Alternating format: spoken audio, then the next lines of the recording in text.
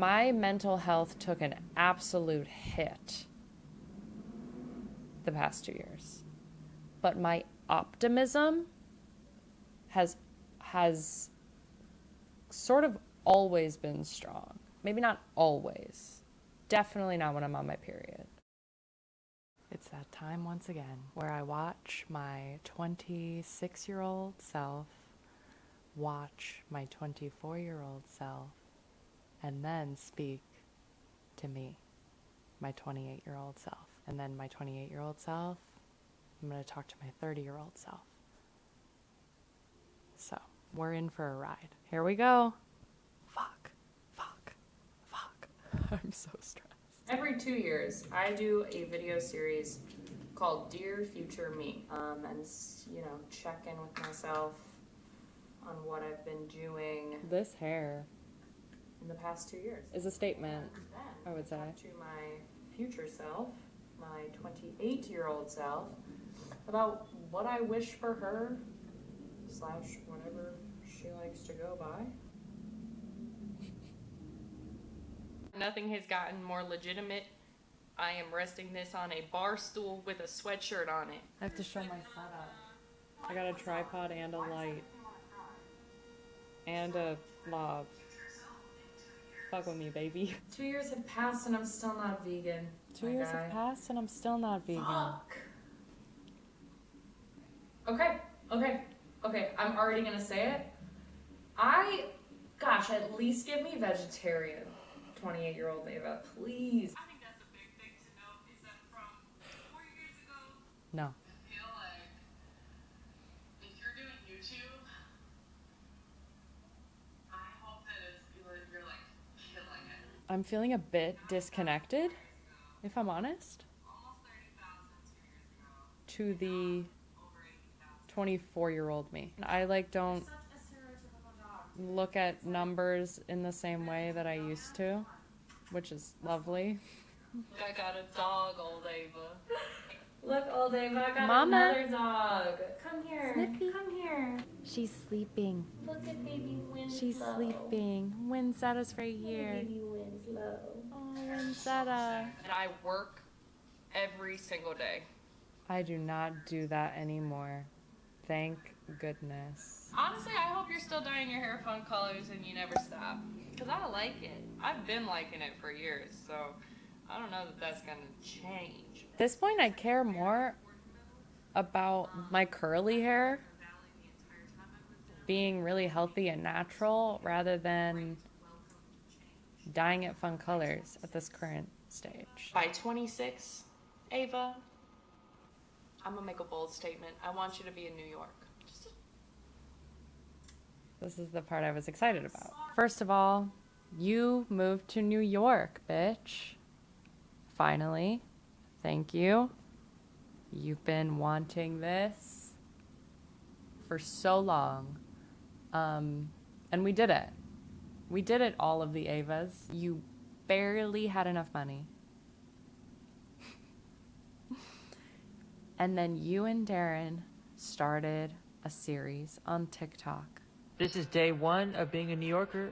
We don't have furniture yet, so we need to do that, but first an outfit. These videos started doing really well, and then they started pivoting into little fun, short films that we were just enjoying making with each other on Darren's iPhone at first, and then suddenly we had a gimbal. And then suddenly we had a cinematographer, Farhan. And then suddenly we had a company. And suddenly we were making advertisements for different brands. We've ended up working with Google. You may have seen Darren and I's Google ad as a pre-roll on YouTube, which was very cool. We did things with Crocs and Bose headphones and Credit Karma. And just like, what? This is crazy and awesome and a privilege. And I am just so proud of both of us for making a huge transition and then working our fucking asses off to keep making it happen for each other and for our lives here. Because there was no plan B, honestly. I'm so lucky. It's crazy. If you are here from TikTok, maybe you saw my TikToks. I also am a dance teacher on TikTok. I teach every Sunday live on TikTok, a beginning ballet class that I've reposted a couple of them here on YouTube. And they're doing super well too. And I can't even explain to you how much has truly changed between 26 and 28. Up here. Up here, bitch. You got your own adult classes at Athletic Garage. I miss those You adult started classes. Setting your choreography on like talented I truly miss dancers these. who want to be there. Wow. That introduced me to so much. You actually started doing competition stuff with your kids, which is great. You're not They teaching had their kids first anymore, competition really? season last year You with have some me, private and clients. this year we're doing another but not, piece. like, at a Competition season starts soon as studio. heck. It was a pivotal moment, definitely, the past 2 years. To figure out the dance is what I wanted to do. That choreography is what I really... The pandemic shut Duh! Like, everything duh. down. If you go So back to everything I've ever said, dance took a is back the love seat. and passion of my life. It'd be really cool if 28-year-old Ava has decorated somebody else's apartment. Or like maybe a set. With all of Darren and I's content, I'm styling these videos, and that's been fun. That's been really fun. I enjoy, because there's certain videos where it's like 4 days in one video, and I like matching up which shots need to be in which outfits and keeping track of it all. And then I usually have some involvement in set deck. I mean, I set decked this shot. This is not just how my home always is. Otherwise, this plant would be in the middle of our kitchen living room. But, I just love aesthetics. I always have. So, I'm kind of doing that. I guess I don't, I thought I would be, like, doing it in a more, I don't even know what I mean, because I guess I mean a more professional capacity, but what Darren and I are doing is, 1, professional, but 2, is going to be long lasting for us. We're going to keep getting better, I believe, and we're totally going to make a show. I'm going to have a show. Of course. I think this is going to be longer than any of the others. Oh, the world is in disarray, but... I thought the world was in disarray then. Bitch. The world... You thought the world was in disarray then? You had another thing coming. This was technically posted January 2020 because I was late on the upload. Shit hit the fan, okay? In every single way I think it possibly could have. 30-year-old Ava, by the way. Wow. You are 30? Wow. 30, huh? Okay. All right. It's coming. It's coming, and honestly, I like to age. I'm excited to have gray hair. I hope my hair gets curlier. I've heard that sometimes it does. There's so much to say that I don't even know where to begin. From then until now? Okay. I've gotten spiritual, which I talked about in a video a little bit ago, but that has changed a lot for me. I have mostly deeply started to understand everyone around me to a better capacity. Now, this has to do with the pandemic, this has to do with George Floyd and what happened, Breonna Taylor, you know, with mass killings of people of color around the country. And I mean this in a philosophical way as well. Like I put everything I had into a friendship that did not work out. And I projected this image of what I wanted her to be, which was not healthy for the both of us, right? It wasn't allowing someone to thrive in the way they need to, because the universe has a plan for us. And that's honestly what spirituality has changed for me. It's that I don't have to selfishly give. I didn't think I was being selfish, of course. But I was. By helping, I was obsessed with like, I just want to help. I'm helping. This is going to help. If I say this, it's going to help. If I do this, I'm going to be helping. No, you're actually hurting both parties by not letting people make their own way. That you have, no matter what is, yes, you can help people, right? But I was putting it all on my back. I was like, give me all of it. I can carry it all. That's not helping them, and it's not helping me. I've learned through human design and numerology and astrology that the world is bigger than the world. The universe is bigger than the universe. You know, everything is so much bigger. And that doesn't make me feel small anymore. It makes me realize that this is all I have.